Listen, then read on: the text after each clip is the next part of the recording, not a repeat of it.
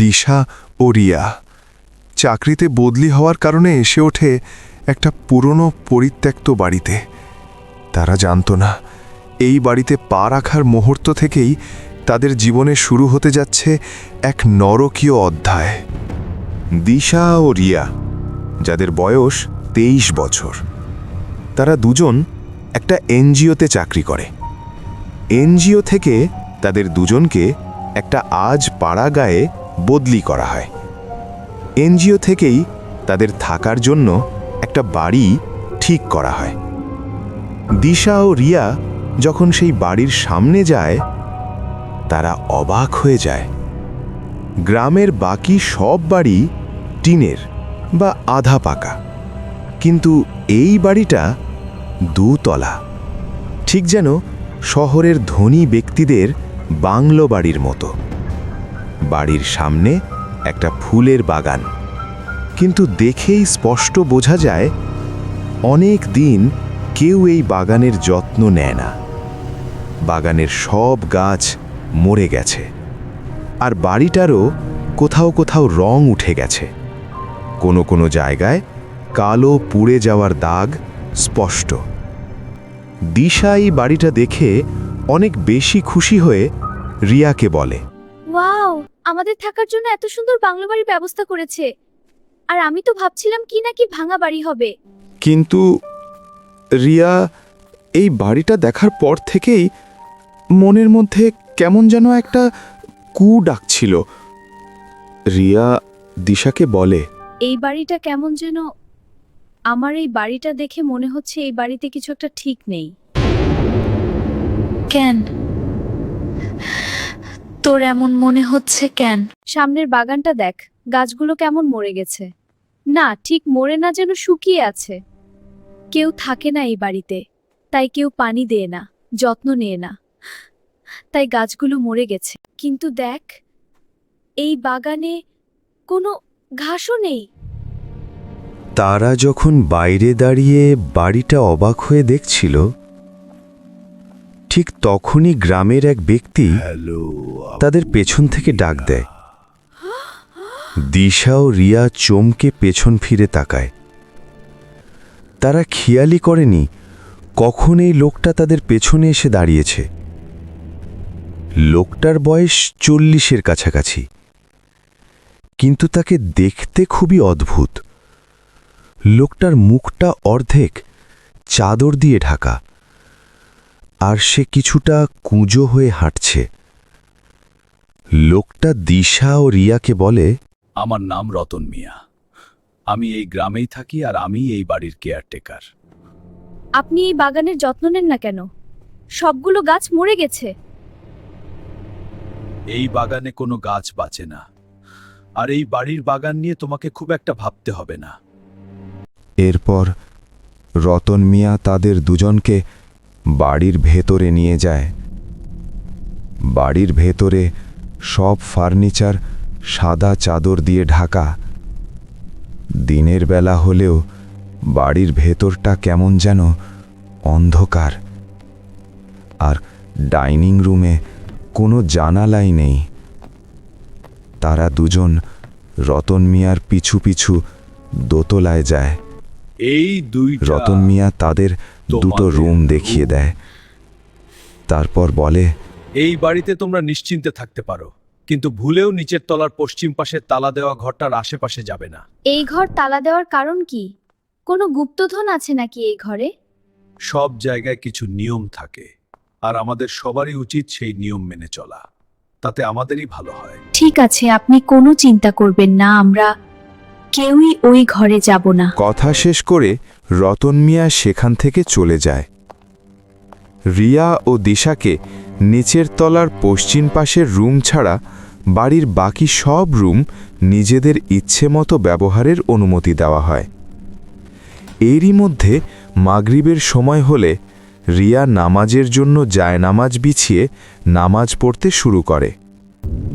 রিয়া যখন নামাজে মোনাজাত করছিল, ঠিক তখনই দেখা যায় রিয়ার ঠিক পেছনে একটি ছোট 8 বছরের বাচ্চা দাঁড়িয়ে আছে।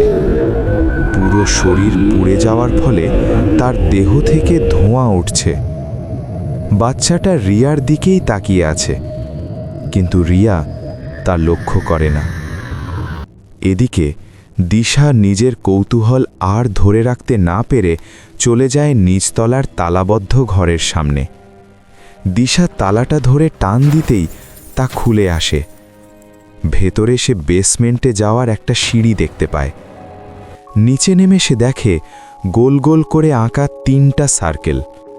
সার্কেলগুলোর ভেতরে অদ্ভুত সব লেখা, আর সার্কেলের মাঝখানে একটি স্বর্ণের রঙের কলস রাখা। কলস ভর্তি স্বর্ণের কয়েন দেখে দিশা নিজের লোভ আর সামলাতে পারে না। সে কলসটা নিয়ে নিজের ঘরে ফিরে আসে। সেই দিন রাতে রিয়া আর দিশা যে যার ঘরে ঘুমাচ্ছিল। দিশা নিজের বিছানায় ঘুমিয়েছিল। হঠাৎ সে অনুভব করে তার মুখের উপর পানি পড়ছে। দিশা হাত দিয়ে মুখটা মুছে নেয়, আর সেই হাতটা চোখের সামনে আনতেই দিশা দেখে তার হাতে রক্ত। ওপরে তাকাতেই সে দেখে একটা মহিলা সিলিংয়ের সাথে উল্টো হয়ে ঝুলছে। মহিলাটার শরীর পুরোটাই পুড়ে গেছে। মুখটা দেখতে ভয়ানক বাজে। সে দাঁতগুলো বের করে খুব বাজেভাবে হাসছে।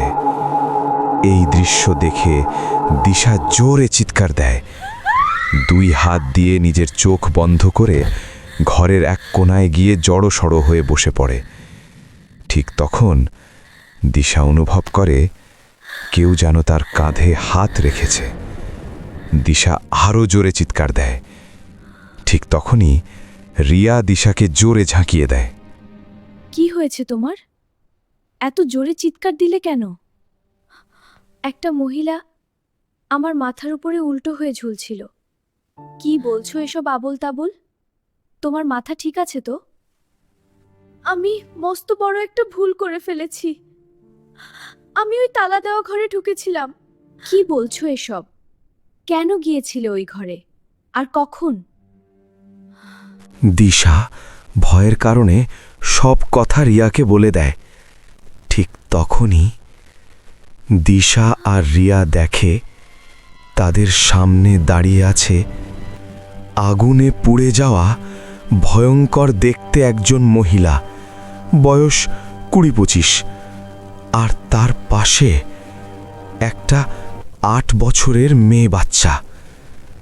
দুজনেই একভাবে দিশা আর রিয়ার দিকে তাকিয়ে আছে। দিশা আর রিয়া সেই মুহূর্তে বাড়ি থেকে বের হতে দৌড় দেয়। দুজন 2 দিকে দৌড়াতে থাকে। রিয়া হলওয়ে দিয়ে দৌড়াতে গিয়ে দেখে হলওয়ের শেষ প্রান্তে দেওয়ালের সামনে দাঁড়িয়ে আছে সেই ছোট মেয়েটা। সে একভাবে রিয়ার দিকে তাকিয়ে থাকে। কিছুক্ষণ পর মেয়েটা রিয়ার দিকে 2 হাত বাড়িয়ে দেয়। রিয়া ভয়ে উল্টো দিকে দৌড় দেয়। এদিকে দিশা হলওয়ে দিয়ে দৌড়াতে গিয়ে তার সামনে হঠাৎ চলে আসে সেই ভয়ঙ্কর মহিলা। আমার টাকা তুই নিয়েছিস, আমাকে ফেরত দে! দিশাও উল্টো দিকে দৌড়াতে থাকে। দৌড়াতে দৌড়াতে দুজন একসাথে বাড়ির মেইন দরজার সামনে পৌঁছে যায়। দুজন মিলে জোরে জোরে দরজা খুলতে চেষ্টা করে,